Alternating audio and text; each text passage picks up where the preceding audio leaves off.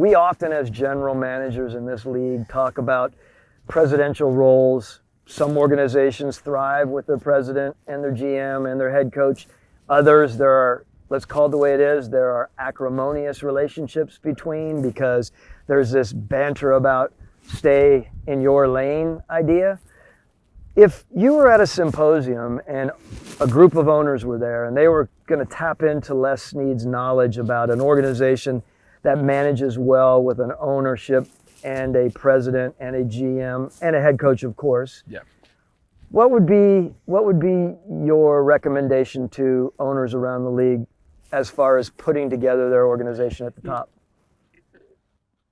Great question. And I can speak, let's go Los Angeles Rams. And like you mentioned earlier, we've been fortunate to have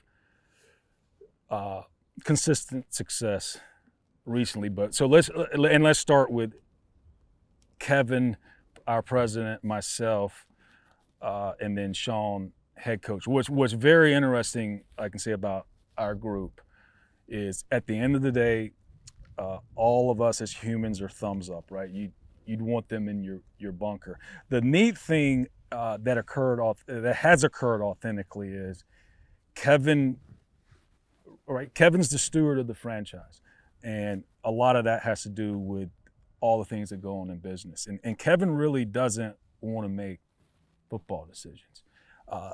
He's there as a great resource, can ask, I call it, somewhat less emotional, in the weeds, unbiased, bigger picture questions that's always helpful. But at the end of the day, right, he doesn't want to, I mean, he doesn't show up at CLU every day, right? We have a business office and a football complex right now. Let's go to Sean.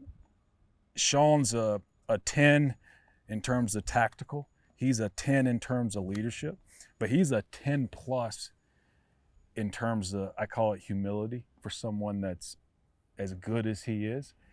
And he got the job at such a young age and was easily willing to admit, I wouldn't have gotten this job if I hadn't have been lucky enough to study under John Gruden and Mike Shanahan and even Kyle Shanahan, and took that with him and would come in the building and go, look, I don't ask me about how we get from point A to point B. I've just been offensive coordinator, so I don't know anything about traveling, you know what I'm saying? So he has this humility to go, hey, y'all go do what you do. And so what's interesting too about Sean is he wants to coach, and he really doesn't love scouting.